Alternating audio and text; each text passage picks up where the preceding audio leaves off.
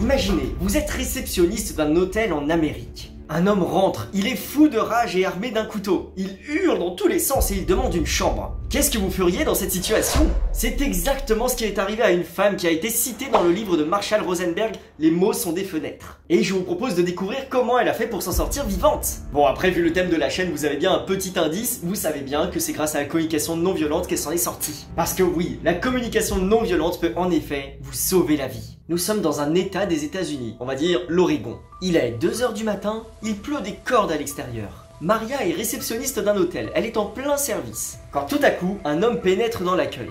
Il est trempé de la tête aux pieds, il hurle dans tous les sens et il est armé d'un couteau. Il est indubitable qu'il est fou de rage, il hurle à tue-tête qu'il a besoin d'une chambre. Complètement sous le choc, Maria jette un œil à la liste des chambres disponibles et malheureusement, aucune d'entre elles ne l'est.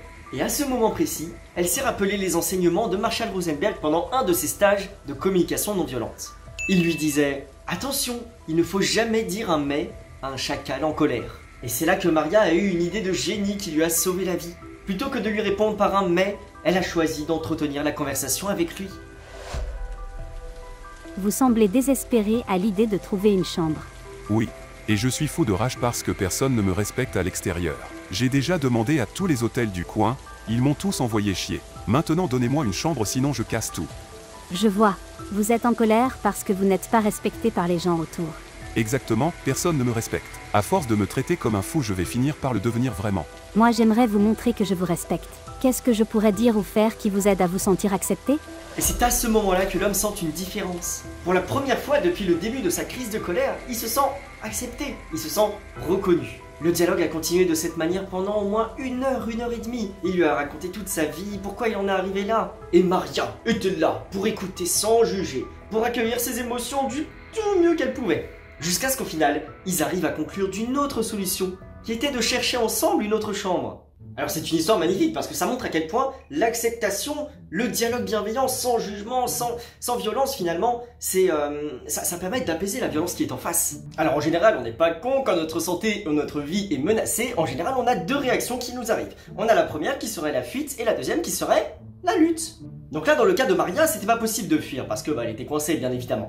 Et le deuxième cas, donc le cas de possibilité où elle rentrait en lutte, elle aurait pu prendre quelques petits cours de tai chi etc. Bon, le mec il a quand même un couteau donc évidemment c'est pas une bonne manière de réagir non plus. Ça c'est très intéressant parce que c'est vraiment l'adrénaline qui apparaît dans notre corps et qui est vraiment primitive, qui réagit par rapport à ce qu'on a hérité de nos ancêtres, le cerveau reptilien qui fait qu'on réagit à chaud etc. Voilà. Ça, c'est le cerveau de base qu'on a hérité de nos ancêtres. Mais on a également un cortex préfrontal qui s'est développé en avance et qui nous permet de nous inhiber, de réfléchir, qui influe sur la prise de décision, etc.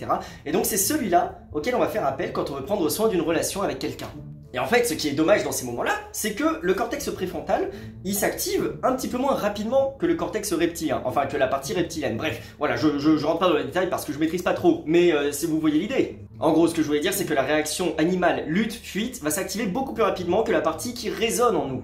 Et c'est cette partie qui fait en sorte que nous sommes des êtres humains sociaux et que nous avons survécu avec. En entamant le dialogue et en se concentrant sur les besoins de la personne, Maria a réussi à se sauver la vie et en même temps à trouver une solution qui font que tout le monde était gagnant. Parce que, oui, ça fait un moment que je le répète dans mes vidéos, mais une personne qui est folle de rage, qui est hors d'elle, elle n'est plus en elle-même, ça veut dire qu'elle n'est plus en état en fait de réfléchir globalement parce que ses émotions sont ignorées. Donc elle exprime de manière extrêmement tragique et extrêmement violente qu'elle est en colère parce qu'elle se sent pas respectée, parce qu'elle se sent pas acceptée et qu'elle a besoin de trouver sa place dans une société. On peut tous et toutes imaginer la douleur que ça peut faire. Et quand on se met 2 secondes à la place de ce gars, on peut plus le voir comme une personne qui est méchante, qui veut du mal à quelqu'un. C'est juste qu'elle a choisi la violence parce que c'est la seule solution qui se présente à elle, parce que le besoin a été beaucoup trop ignoré en fait.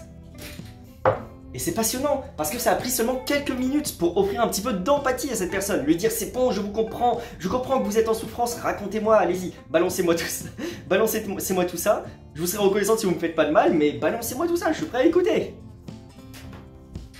Et ça, quand on est en souffrance et qu'on ne trouve personne pour nous écouter, c'est extrêmement douloureux. Et dès qu'une personne reconnaît la douleur que nous traversons, nous éprouvons une sensation de soulagement intense. Parce qu'on sait que la colère a été entendue et reconnue. Que à force d'être acceptée et accueillie, elle va se retirer tout doucement.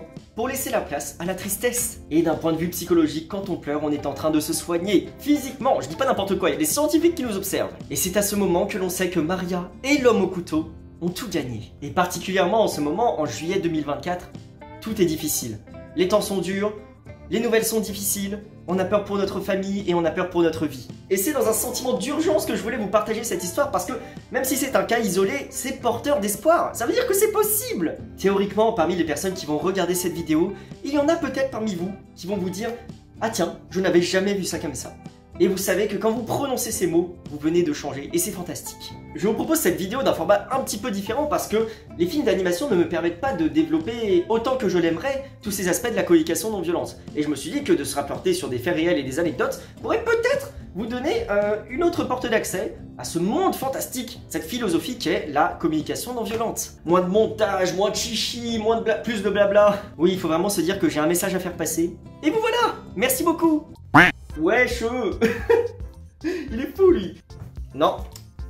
Ulysse.